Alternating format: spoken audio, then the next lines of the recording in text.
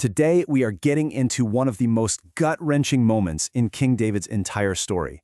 It's about a victory that honestly felt more like a complete and utter defeat. We're going to look at how the rebellion led by his own son, Absalom, comes to this bloody, tragic end. But more than that, we'll see how the ghosts of David's past sins come roaring back, tearing his kingdom apart right at the moment he should be celebrating. This is the story of a victory that cost a king pretty much everything. And this right here, this is the emotional core of the whole thing. This raw, unfiltered cry from David says it all. You're not hearing a king, you're hearing a dad. And that sets the stage for this massive conflict, where a military win becomes this deeply personal tragedy that threatens to bring the whole kingdom crashing down. All right, so picture this. The armies are lining up for the big, decisive battle, and David is stuck between a rock and a hard place. He has to crush this rebellion to save his kingdom, but the guy leading it, it's his own son. And the order he gives next tells you everything you need to know about where his heart really is. He gives this command to all three of his top generals, Joab, Abishai, and Ittai. And listen to his words. He doesn't say the traitor or the rebel. He calls him the young man Absalom. He's trying to downplay the whole thing. It's pretty clear his number one priority isn't even winning the war. It's making sure his son, the son who is actively trying to kill him and steal his throne, comes out of it alive. And everyone in the army heard him say it. So, despite David's order, the battle kicks off. And well, David's experienced soldiers completely crush Absalom's army. The would-be king is forced to flee for his life, but his end doesn't come from a sword or a spear. No, it's way, way stranger than that. It's this bizarre twist of fate. Okay, so here's how it all goes down. Absalom was famous for his long, beautiful hair, right?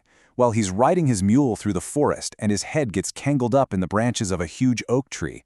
The mule just keeps on going, leaving Absalom dangling there in midair, a perfect, helpless target. A soldier sees him but remembers David's order and backs off. But you know who doesn't back off? General Joab. He couldn't care less about David's feelings. He grabs 3 javelins and shoves them right into Absalom's heart. And just to make sure, 10 of his armor-bearers move in and finish the job. Brutal. Now this is where things get really interesting. Our source, Dr. Robert Chisholm, has a specific name for this. He calls it Installment 3. See, this isn't just some random, tragic accident. It's framed as the 3rd major payment David has to make for that old, terrible sin, murdering his loyal soldier Uriah to steal his wife, Bathsheba. The prophet Nathan warned him that because of that, the sword will never depart from your house. Well, here it is. That sword has just claimed his son. The bill has come due with some serious interest. And this slide just lays it out so clearly. Check out the parallels. Years ago, David used his general Joab as the instrument to kill a loyal man, Uriah. And now, fate, destiny, whatever you want to call it, uses that exact same instrument, Joab, to kill David's own rebel son directly against the king's wishes. You can't miss the echo. David's past crime is being paid back in the most agonizing way you can imagine. And the humiliation doesn't stop there. Absalom doesn't even get a royal burial. Nope, they just toss his body into a big pit in the forest and pile a heap of rocks on top. This was not a burial for a prince.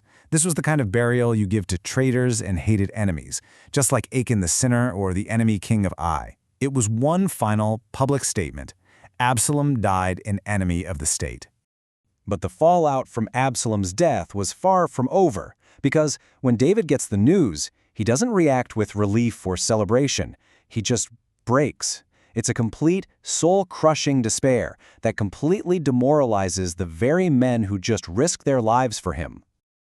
As he's weeping, David screams Absalom's name 5 different times. It's just this raw, obsessive grief. And in that moment, you can see a massive failure in leadership. The king is gone.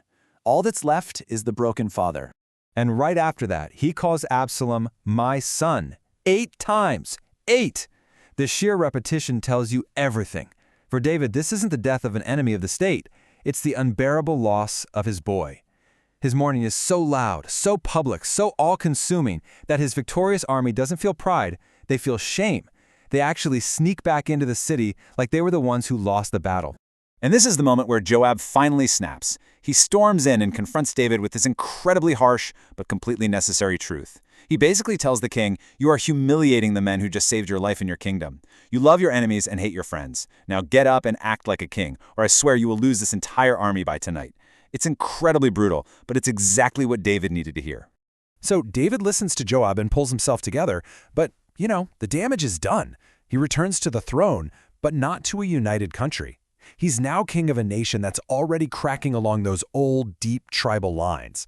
And the moves he makes to try and fix it, well, they're only going to pour gasoline on the fire. His first move is a real head-scratcher, a purely political calculation.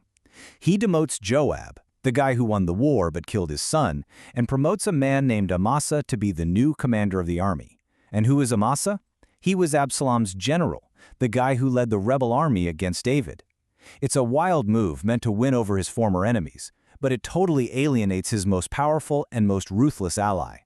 This table really breaks down the problem. See, the kingdom of Israel was always this fragile alliance.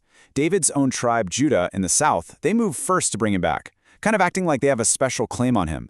But this makes the 10 northern tribes of Israel furious. They feel left out, and they argue, hey, we have 10 shares in the king, basically reminding everyone they're the majority. The whole thing is a powder keg of resentment, and David's return just lit the fuse. And that fragile peace? Yeah, it lasts about 5 minutes. The resentment between the tribes just boils over immediately.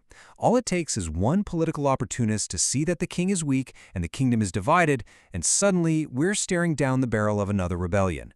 The cycle of violence is about to spin up again, even faster this time. And things just fall apart with terrifying speed. This guy named Sheba starts a new rebellion, and poof, the northern tribes desert David all over again. The new general David appointed, Amasa, is too slow to react, so Joab sees his chance. He murders his replacement, Amasa, in cold blood and just takes back command of the army himself. Just like that, the kingdom is right back in a civil war. And how does this second rebellion end? Not with a big battle.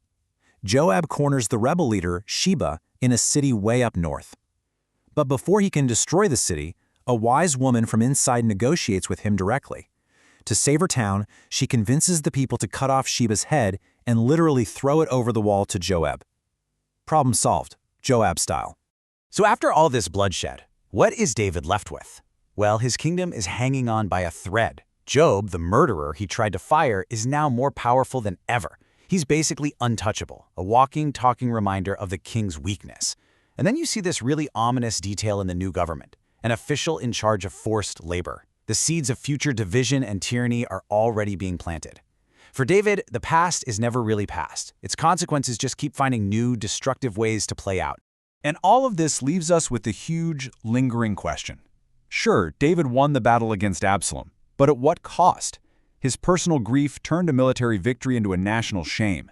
His political maneuvering just created more enemies, and his return to power immediately kicked off another civil war. It really makes you wonder, when a leader's personal tragedy and private failings explode into a national crisis, can a kingdom, or any country for that matter, ever truly heal?